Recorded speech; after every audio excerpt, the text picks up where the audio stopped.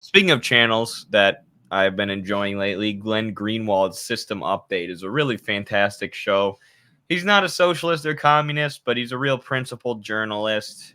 He's definitely left leaning and progressive, and a staunch free speech advocate. Was one of the people who was critical of big pharma during COVID, critical of lockdowns and things like that. So really principled journalist who's been at it for a long time. He's super sharp. And here he's going to take down Ben Shapiro's defense of the bombing in Yemen. Of course, Ben Shapiro has just been absurd on the issue of Israel-Palestine. Israel could do anything. And Ben Shapiro would defend it, and he would find a way to blame Hamas for it. So, and he has articles from a decade or two ago basically legitimizing the genocide of the Palestinians explicitly. Yeah. That's something that low-key shared. Casualties are okay with me was the title of one article. Yeah. Craziness.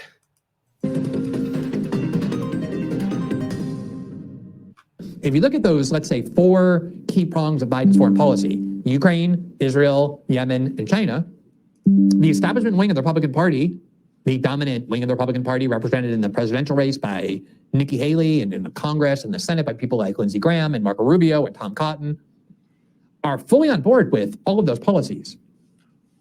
The policy toward China has been to militarily encircle it, to put bases in places like South Korea and Japan and the Philippines and off various islands to essentially militarily encircle the Chinese. Biden was the first president in decades to explicitly state the U.S. would go to war with China in order to defend Taiwan. And almost all of these foreign policy prongs, the core one. Which is such an insane thing to say, by the way. We're going to go to war with China in order to defend Taiwan, which is part of China. Okay. That define the Biden approach to the world have received applause from the vast majority of the Republican Party, which supported the war in Ukraine, which obviously supports the U.S. Paying for and arming of Israel, which supports the bombing of Yemen, and which supports an antagonistic and aggressive posture toward China. Here is Ben Shapiro, yesterday, just as one example, who spent 15 minutes or so on his program justifying and cheerleading the decision of the Biden administration to bomb Yemen, not just the act of bombing Yemen, but the rationale for it. Now, obviously, Ben Shapiro is somewhat of a special case because he is somebody who has long wanted the American armed forces to be used to fight against Israel's enemies. It's something that is a very consistent part of his worldview, but it's not like he's aberrational in that regard. There are a lot of people who believe that the United States should devote everything it can, its resources, its bombs, its military, to seeing the world through the eyes of Israel, to see Israel's enemies as the United States' enemies. And so obviously what the Houthis saying, we're against the destruction of God. And what's interesting is one of the critiques that I heard Tucker Carlson making of Ben is like, you claim to be a conservative. You claim to be an American conservative or an American patriot, but clearly his Zionism comes before his loyalty to America, which is supposed to be, number one for the conservatives is their loyalty to the U.S., sort of nationalism. But he instead is saying that the U.S. should put themselves at the service of Israel, and they should act, as a military arm of Israel. And it's just absurd, and it's caused him to be criticized by Tucker Carlson, Joe Rogan, and even Candace Owens. So even conservatives have looked at his ultra-Zionist talking points and arguments since October 7th, and they've kind of been disgusted by it. Gaza, we're taking retaliation against Israeli ships and American ships. Ben Shapiro is thrilled that there are now combat troops of the United States Armed Forces now actively fighting in the Middle East against one of Israel's enemies. Not just the Houthis, but in Ben Shapiro's eyes, an arm of Iran, the ultimate enemy of Israel that neocons and warmongers have long wanted the United States to fight. Remember, at the start of the war in Israel, people like Lindsey Graham and Nikki Haley were saying, let's bomb Iran. Lindsey Graham recently said, let's bomb Iran off the map. And so this obsession with going to war with Iran has long been a centerpiece of traditional Republican, Bush Cheney, kind of Mitt Romney foreign policy that would fit perfectly, comfortably into the GOP establishment prior to Trump, which they're eager to bring back. So here's Ben Shapiro. I think it's worth going through a few excerpts of what he said, again, in defense of the Biden administration's decision to launch a new war against one of Israel's enemies. So last night, CENTCOM, as well as a bunch of other foreign countries, part of an American alliance, struck at targets in Yemen. They struck the Houthis. The Houthis are a ragtag group of terrorists who have taken over a large swath of Yemen after a massive civil war between the Houthis and the Saudis over control of the country. The Iranians have been funding the Houthis for years and years and years. And we'll get into the history of what exactly... Can you pause that real quick, Eddie? It's interesting how the label of terrorist gets thrown around because up until maybe a few days or weeks ago, the Ansar Allah, the Houthis, weren't considered terrorists. They were re-added to the terrorist list conveniently enough when they participate in these great actions in order to try to do what they can to prevent the Israeli genocide of the Palestinian people. So it's another one of those uses of the word terrorist to just attack whoever ends up being an enemy of U.S. imperialism. It has nothing really concretely to do with terror. One of the stories that we'll talk about today is how the leading terrorist force, ISIS, is being propped up by the U.S. in order to fight against the axis of resistance that's creating itself and in the Middle East, and being led in many ways by Yemen. For sure. And the Oxford Dictionary definition of terrorism is just the unlawful use of violence and intimidation, especially against civilians, in pursuit of political aims. And what does that sound like more besides Zionism and what Israel's been doing in the past few days? But of course, they invert reality and call the people who are fighting against Israel the terrorists. To say the reason that all of this is happening right now is because the Houthis decided that they were going to try to act as an Iranian proxy arm and generate support for Iran by attacking Israel and then by more largely attacking shipping in the Red Sea. Now, shooting off a few rockets or missiles at Israel to get down by American ships or by the Saudis, that really didn't have much of an impact on world opinion or on the world at large. But attacking ships in the Red Sea absolutely does. Okay, he's exactly right. He's seeing the world through the Israeli perspective. He's saying the motive of the Yemenis is to strike back at Israel as punishment for what they're doing in Gaza. So the question yet again becomes, how is that an American war? The Yemenis haven't killed anybody. They haven't sunk any American ships. They have been trying to impede the flow of commercial travel through the Red Sea by some countries that they perceive as being responsible for. And the thing, too, is the Red Sea borders Yemen, right? So they're stopping commerce in order to stop a genocide on their own border. The U.S. has sanctions on Iran, sanctions on Venezuela, crippling embargoes on the DPRK and Cuba. We go all around the world and stop commerce, stop all imports with the explicit aim of destabilizing those governments and those countries and making life harder for their people. We go all around the world and do that and stop global commerce, and we're just allowed to. And other countries have to go along with it because Western finance capital dominates the global financial system. But then when the Houthis block Israeli trade, when Israel's doing a genocide on their own borders, we freak out about it and try and start a war with them and start bombing them. It's the hypocrisy is unreal. Yeah, especially when you look at the international law that the U.S. and basically every country in the world has signed on to. The country that's perhaps acting the most in line with what you ought to be doing when there's a situation such as there is in Gaza are the Yemenis. And it's that simple. So they're bombing a country for doing the thing that international law requires of them to do, which is do everything in your power to stop a genocide under the total hypocritical pretext of a blockade that affects only the ships that are destined to help Israel. While, as you said, the U.S. is the country that sanctions and blockades more nations on the planet than anyone else, and that literally steals ships. We saw a few years ago an Iranian ship filled with oil, tanker ship that was heading to Venezuela, just get stolen in an act of piracy by the U.S. And recently, a similar ship was stolen and then recaptured by the Iranians. That shows you how the tides have kind of changed, and the axis of resistance has strengthened itself, and the U.S. can't really do what it did some years ago to it anymore. For the Israeli war in Gaza, but why does this mean that the United States now has to go to war because the Houthis are angry about what the Israelis are doing? This is something we talked about from the start, that the cost that the United States was incurring in order to defend this foreign country yet again is not just measured in the billions of dollars that we're going to spend to transfer to the Israelis, nor in the already depleted stockpiles we're going to use to transfer the weapons to them that they're using, as everyone knows, to destroy Yemen. Whenever there's a video of babies that are killed or children being operated on without anesthesia, broadcast to the entire world, everybody knows that it was American weapons that did that, and that bears a real cost. But the biggest cost is the danger that we're going to now have the Ben Shapiros of the world demanding, and now getting, and now celebrating the deployment of American troops in an actual fighting war, in a shooting war against other Israeli enemies in the Middle East. That's what we have, and that explanation of his makes clear that that is actually the dynamic that he is happy about. Let's watch a couple other excerpts.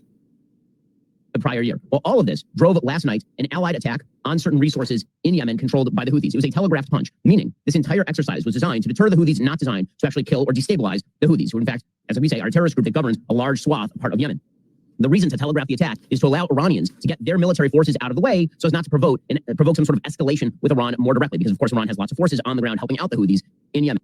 Now, obviously, needless to say, anybody who dislikes Israel or who fights against Israel is a terrorist. That's pretty much the It is an escalation against Iran. It is. He's acting like this isn't, what he's trying to do is act like this isn't an action that could inflame a regional war in the Middle East. But it absolutely is. That's what's so dangerous and so reckless about this, especially the fact that Biden bypassed Congress to go ahead with this bombing, is it inflames tensions. And shortly after this happened, we saw Iran firing missiles at U.S. military positions in Iraq. So clearly Iran did take it as a threat, as of course they did. It's the U.S. getting more militarily involved in their region to fight against one of their allies for trying to stop a genocide. So, yeah, Shapiro's analysis is poop. And, just some days ago, maybe a week or so ago, Iran was bombed on the anniversary, the 5th anniversary of the killing of Qasem Soleimani, the great general, the ISIS slayer, unifier of the people of the region. ISIS claimed responsibility for it, but as we'll see in one of the later segments of today's show, it's, curious that all of ISIS's targets are the countries in the axis of resistance that are building up pressure to the U.S. and Israel. Yeah, and there are many people who believe that ISIS has always been, an asset of Mossad and the U.S., at least indirectly, if not directly.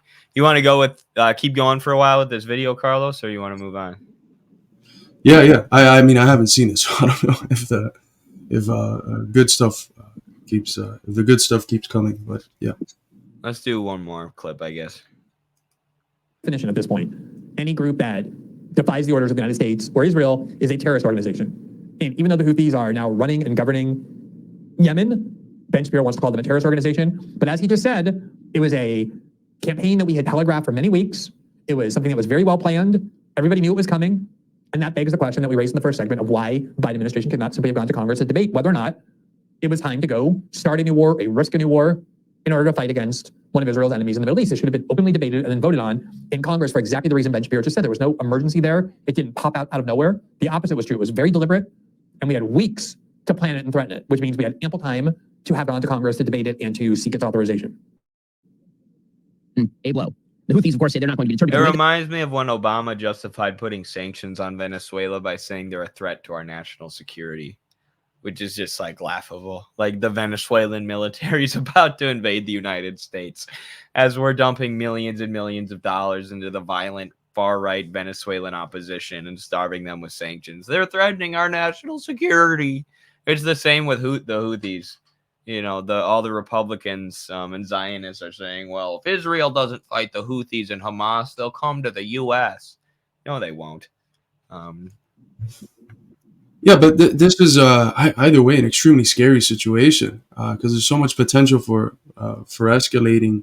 The Houthi leaders have made it very explicit that they do not fear a direct confrontation with the U.S. They're ready to fight. I mean, they took on a Saudi genocidal war against them for what, 7-8 years, and they came out with their heads up high, ready to fight like hell for their Palestinian brothers and sisters more than honestly anyone in the Arab world. So it's a very scary situation because we know that the Houthis are going to have to retaliate just on the basis of principle, and the U.S. can't just sit after a retaliation. It can't just sit back with its hands in its pocket. It's going to have to hit back again. So it's a real complex and potentially very catastrophic situation that we have in our hands here, simply because of the fact that the U.S. wants to protect the interests of a country that literally the whole world is seeing commit genocide right before their very eyes and trying them in the International Court of Justice for doing so. this works in the Middle East is that you have basically terrorist groups that provoke a response from an overwhelming power. They get their asses absolutely kicked, and then they claim that just because they survived, they won. That's what's currently going on in the Gaza Strip. Hamas provokes a gigantic Israeli military response, the largest Israeli military response to any attack since 1973. And they get their asses absolutely handed to them, and most of their fighters killed, and most of their leadership killed. And then, if they are breathing at the end of it, they claim victory. The Houthis are playing the same game. It's really, honestly, cowardly sort of stuff. Nasser al-Din Amir, He calls them cowards. The Palestinians are cowards because they've been carpet bombed by Israel and they've lost so many people, yet they've still managed to survive. It's really cowardly stuff. No, you know what's really cowardly stuff is carpet bombing residential neighborhoods and then claiming victory and then claiming that you had to do it to fight Hamas. You know, it's even more cowardly than that. Sitting like a chubby, soft little pussy in your news studio at the Daily Wire and talking about the people of Palestine like that and calling them cowards when you've never been in a fight in your life, when you graduated from an Ivy League institution and you're paid good money to be a mouthpiece for empire.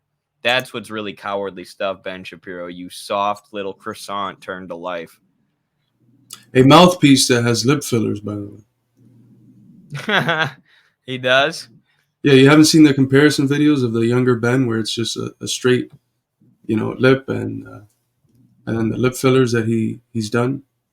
No, but that's hilarious. Yeah, he has lip fillers. Wow. Pampered Ben. Cowardly stuff. He's sitting in the studio making millions of dollars a year, maybe millions of dollars a month. Oh, Glen's going to say the same thing as me. I didn't make it to this point. To cheer the deployment of American troops in that region to defend this foreign country that he acknowledges he has a great deal of loyalty to and love for. The Houthis are confronting the most powerful military in the world and are saying they're going to continue to do it because of the cause that they believe in, which is trying to get imposed. After they've been bombed for 9 years now by Saudi Arabia with U.S.-funded bombs and U.S.-funded jets, and still managed to survive, and to the point where Saudi Arabia, when the U.S. was launching Operation Prosperity Guardian, they're like, don't do it. You can't beat the Houthis. We bombed them since 2015, and they're still here. Yet Ben Shapiro, with his butt lip, plastic surgery and lip filler, getting paid millions of dollars in the Daily Wire studio, thinks they're cowards. I mean, it's unreal. We live in a clown world. So some cost on Israel and the United States for killing an enormous number of civilians in Gaza and destroying civilian Palestinian life. Now, whatever else you want to say about the Houthis, what they are doing is not cowardly. Cowardly is sitting in a studio sending other people to war for your pleasure or for your agenda. That's cowardly. Spending your whole life demanding more and more wars that you and your family never go fight. That's cowardly. Cowardly is not what the Houthis are doing, whatever else you might want to think about them. The official told the Wall Street Journal, this is a brutal aggression. I love this. It's a brutal aggression. Amir, a Houthi official told the Wall Street Journal, this is a brutal aggression. I love this. It's a brutal aggression. Honest to God. If America and its allies wanted to commit, quote, brutal aggression against the Houthis, this guy would not be alive to talk about it. So they will undoubtedly pay its price, will not waver in our stance to support the Palestinian people, regardless of the cost. After the coalition strikes, the U.S. had not seen any direct retaliatory action directed toward U.S. or other coalition members in the Red Sea. And again, the strikes came with a lot of warning. 1 week ago, the U.S., Britain, key allies issued an ultimatum saying stop it, and then they didn't stop it. And then on New Year's Day, Biden convened his national security team to discuss the options. And then, despite coalition warning, the Houthis fired an anti-ship ballistic missile that fell into the water within sight of a commercial vessel. Now, the Houthis knew that the United States and its allies were going to strike all of these targets, and so they'd relocated some of their weapons and equipment and fortified others. The question is whether this is going to deter further action from the Houthis. The answer is probably not. When you telegraph punches like this, it is very This is the kind of arrogance you get at the height of an empire in collapse. You know, this idea that, oh, we could have gone in and destroyed the Houthis if we wanted to. Well, not really. Not really. You've been trying since 2015 using Saudi Arabia and Israel as proxies and bombing the piss out of them. Guess what it's done? It's infuriated the people of Yemen and allowed the Houthis to recruit more. Because the Houthis say, guess what? We want economic development and we want the Western world out of here and we want Israel out of here. You know, we want U.S. proxies to stop bombing us. And when you're constantly getting bombed by Israel and Saudi Arabia and the United States, that's an appealing message, which is why the Houthis have only grown in power since the U.S. has tried to wipe them out. But Shapiro is so ignorant. He's so used to the U.S. being the dominant unipolar force in the world and backing Israel every step of the way that he thinks they could just wipe the Houthis off the map at any point, wipe Hezbollah off the map at any point. But they can't. And Israel can't wipe Hamas off the map at any point. And these organizations have actually grown stronger in response to the extremely aggressive and murderous actions of Israel, the U.S., and Saudi Arabia, which have killed so many civilians, which is we covered on the show last time. That journalist who interviewed a Hezbollah fighter, and she asked him, why do you fight? And he takes her to a mass grave and shows her all these children who were killed by, a U.S. airstrike. Says, this is why I fight. Wouldn't you fight if they were doing this to your home country? So that's the kind of mindset and how U.S. aggression has driven recruitment. And Ben Shapiro is just completely delusional about the situation. He has no idea what he's talking about, or he's distorting it on purpose. No, they're just steeped in imperial hubris. And, this isn't unique. You go back to any empire in decay and you find something similar. One of the most relevant texts in ancient Greek writings is Pericles' funeral oration from Thucydides during the Peloponnesian War, where he's talking about the greatness of his state and the superiority of its citizens over everyone else, and how that superiority affords it the right to conquer and to do all these different things and to win. And then they lose. So it's I think it's a clear case example of what we're seeing right now from the U.S. I mean, there hasn't been any actually successful geopolitical maneuver that they've been able to finish. They lost. I think it's very clear to everyone that even Blinken was admitting it before the end of the year that it's a loss in the proxy war against Russia. It's a loss against Afghanistan. And I think that if they're crazy enough to take up a fight against the axis of resistance in Western Asia, it's very clear that they're going to lose. Absolutely. Let's see what Greenwald says about this, then we'll go to the next segment. Unlikely that is going to convince the Houthis to stop what they are doing. No, I agree with him there too. This is very unlikely to be the end of this escalation. This war is likely to go on, which means we have a new Middle East war. The question is for how long it will go on, for how many more exchanges of violence will it entail, how many people will be killed, how much retaliation will there be. Ben Shapiro seems extremely unbothered by those questions. Ones that should have been debated in Congress that we should still be debating now, because what he wants is what he has. That's why he's so happy. Namely, the exploitation of the most powerful military in the world in defense of this foreign country and its deployment against its enemies. But if you're somebody looking at it from an American perspective, those ought to be of great concern to you. He's saying this is almost certainly not the end of it, just the beginning. Which means we've now bought ourselves another war of exactly the kind that Joe Biden went running. Which is what the same thing that Netanyahu said on fucking Christmas. This is going to be a long war. We're not anywhere near done. This is going to take quite a while. Right. And he says he makes the same argument that I was saying Tucker Carlson made. Yep. Where he says, this is not good for America. If you're someone who cares about the United States, you should be concerned about this. But Shapiro's only concerned about the U.S. defending Israel and using their military forces to prop up Israel and attack their enemies. And that shows, I think, a crisis in super patriotism. Because these were the people that would have traditionally been the ideological agents of super patriotism, of that my country is always right sort of patriotism that Parenti so eloquently critiques in favor of an actual, proletarian socialist patriotism. But these people are coming to see that there's literally no benefit for the American people at large, even for a national American bourgeoisie, if there even is still one, which I think there is. It's not very large, but it's just all these actions are always just done in the interest of empire and the global financial big bourgeoisie. And it becomes evident to anyone that's even slightly bit concerned with America and the American people that none of these actions benefit us, that we're sending billions abroad to kill literal fucking children while our country is going to shit, while we have in most major cities people just walking around in basically zombie towns, while there's 60,000 people that are dying from overdoses, while there's 45,000 dying from lack of insurance, while there's 600,000 wandering around as homeless, and in a fucking country that's 33 times more empty homes than homeless people. The statistics can go on. You can write a whole volume on how fucked up the situation has gotten here in the U.S. in terms of debt, in terms of poverty, in terms of an inability to pay for the things they need to survive at the end of the month. All the while this is happening, and we're sending billions and billions abroad. So, the fact that Tucker Carlson is calling it out, and other people on the America First right, it shows that there's perhaps a crisis in super patriotism, where the super patriots are, specifically the ideologues, are losing some of that "my country is always right," even when it affects my people, ethos that it contained for a very long time.